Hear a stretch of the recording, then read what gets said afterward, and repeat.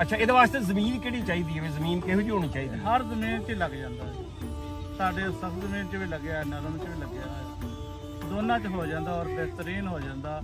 ਇਹਦੀ ਬਸ ਇਹ ਖਿਆਲ ਕਰਨਾ ਪੈਂਦਾ ਵੀ ਇਹਦੇ ਸ਼ੁਰੂ 'ਚ ਨਾ ਇਹਨੂੰ ਦੀਮਕ ਆਉਂਦੀ ਹੈ।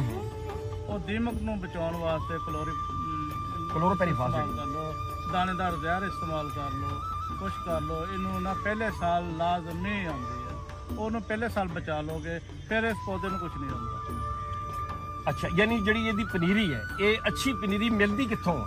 ਅਮੂਮਨ ਅਸੀਂ ਸਾਡੇ ਜਿਹੜੇ ਭਰਾ ਨੇ ਉਹ ਆਮ ਨਰਸਰੀਆਂ ਤੋਂ ਲੈ ਲੈਂਦੇ ਨੇ, ਬਾਅਦ 'ਚ ਫਿਰ ਜਦੋਂ ਉਹ ਪੌਦਾ ਬਣਦਾ ਤੇ ਉਹ ਨਹੀਂ ਹੁੰਦਾ ਜਿਹੜਾ ਅਸੀਂ ਲਿਆ ਹੁੰਦਾ ਤੇ ਪੈਦਾਵਾਰ ਨਹੀਂ ਆਉਂਦੀ। ਫਿਰ ਇਹ ਚਾਈਨਾ ਗੋਲਾ ਦੀ ਵੈਰਾਈਟੀ ਹੈ ਜੀ। ਤੇ ਚਾਈਨਾ ਗੋਲਾ ਦੀ ਜਿਹੜੀ ਵੈਰਾਈਟੀ ਆ ਨਾ, ਸ਼ਰਕਪੁਰ ਤੋਂ ਇਹ ਬਿਹਤਰ ਮਿਲਦੀ, ਸ਼ੇਖੂਪੁਰ ਸ਼ਰਕਪੁਰ। ਅੱਛਾ, ਸ਼ਰਕਪੁਰ ਸ਼ੇਖੂਪੁਰ। ਹਾਂਜੀ। ਅੱਛਾ ਅੱਛਾ, ਤੇ ਤੁਸੀਂ ਕਿੱਥੋਂ ਲਈ ਸੀ ਵੈਸੇ? ਮੈਂ ਇੱਥੇ ਅਬਦੁਲ ਕੀ ਹੈ ਨਾ ਜੀ, 9 ਅਲਫ ਤੋਂ ਆ ਜੀ, ਅੱਛਾ, ਫਟਕ ਫਾਰਮ ਆ, ਉਹਨਾਂ ਨੇ ਮੈਨੂੰ ਮੰਗਵਾ ਕੇ ਦਿੱਤਾ। ਅੱਛਾ, ਮੈਂ ਉਹਨਾਂ ਨੂੰ ਦੇਖ ਕੇ ਹੀ ਲਗਾਇਆ ਸੀ ਔਰ ਉਹ ਮੇਰੇ ਤੋਂ ਬਹੁਤ ਅੱਛਾ, ਉਹਨਾਂ ਦਾ ਵੀ ਬਾਗ ਆ। ਮੇਰਾ ਤੇ ਉਹਨਾਂ ਦੇ ਮੁਤਾਬਕ ਜ਼ਰਾ ਮਾਠਾ, ਲੇਕਿਨ ਉਹਨਾਂ ਦਾ ਬਾਗ ਮੈਂ ਦੇਖਿਆ ਵੀ ਫਿਰ ਦਿਲ 'ਚ ਸ਼ੌਕ ਪੈਦਾ ਹੋਇਆ ਵੀ ਅਮਰੂਦ ਲਾਉਣਾ ਚਾਹੀਦਾ, ਔਰ ਅਮਰੂਦ ਲਾਇਆ ਔਰ ਬਿਹਤਰੀਨ ਪੈਦਾਵਾਰ।